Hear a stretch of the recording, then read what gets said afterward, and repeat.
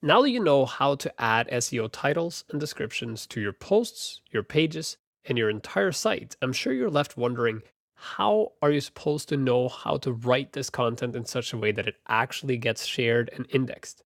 Well, WordPress SEO by Yoast has a tool to help you perfect that science. It's called focus keywords, and these are not the typical keywords that you generally hear of. Typical keywords are meta information you add to your site. They have little value. Focus keyword is actually a tool that's built into this plugin that allows you to make sure that your content and your SEO information is targeting the right audience. And here's how it works. First, you figure out what your target audience is and what they are likely to search for. In this case, my article is about Google Glass and how it's changing things. So I can then type in the type of keyword I think people might be looking for. It could be something as simple as Google Glass. So I'll type in Google Glass. And here you can see right away, the system is going online and looking for what type of terms people are looking for that match what I'm saying. So here you see suggestions on things people are looking for online on Google. And you can use this to further refine your focus keyword or key phrase to target a specific audience. But I'm going to leave it at Google Glass. Now that I've added Google Glass, you can see immediately I get some warnings. It says, your focus keyword was found in article heading, no. Page title, yes. Page URL, no. Content, yes, twice. And meta description, no. I can now use this information to change the content of my site to further target the audience I want to target. Here I have to make decisions. Do I want Google Glass to appear in my heading? If I look at my heading, you see it says Glass, Filter Bubbles, and Live Streams connecting the dots. And I quite like this title, and I don't want to add Google in front of it because this is a poetic thing that I want to be exactly the way it is.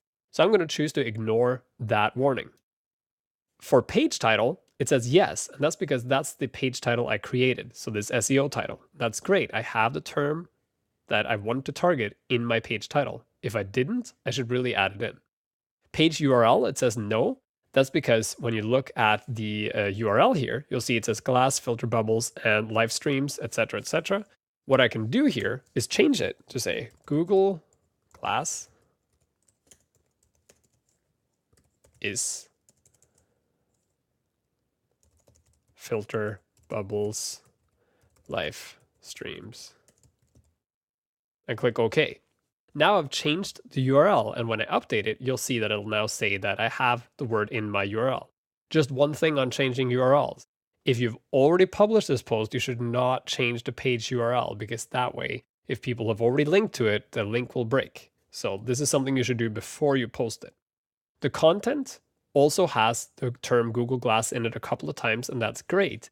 But if you are targeting specific type of markets and you see this says no, then you really need to change your actual content, meaning you have to go and rewrite your article to get the focus keywords into your article. And finally, my meta description currently has no focus keyword because my meta description currently just says, this is the overridden SEO meta description. So here I need to write a new meta description that's better.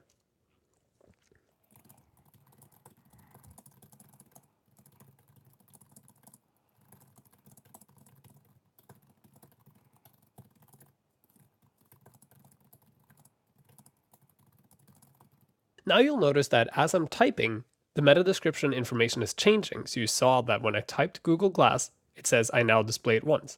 And that's great, but it also makes some people want to do things like this. And you'll notice that that doesn't really work all that well. And even though I have Google Glass repeated 4 times here, it only says 2. And that's because this plugin is smart enough to know simply repeating things over and over and over will not actually achieve the goal that you're looking for. So it won't encourage you to do bad things. It will only encourage you to do good things. Now that you've added the information you want and you have a mostly good score here under focus keyword, you can save this post. So I'm going to update it. And you can scroll down, and now you can click on Page Analysis. Page Analysis will now take your focus keyword and look through all the content on your page to figure out whether or not you are reaching your SEO potential. And here you can see I have a couple of problems.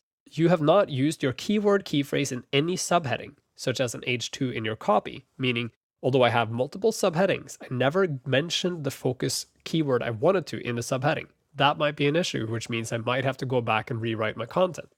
Same thing goes for this. The keyword doesn't appear in the first paragraph of the copy. Make sure the topic is clear immediately. This has to do with what's referred to as the upside down pyramid. On the web, you want all your main content to appear at the top and then all the peripheral content to appear on the bottom. So if the article is about Google Glass, I really should mention Google Glass off the top in my first paragraph.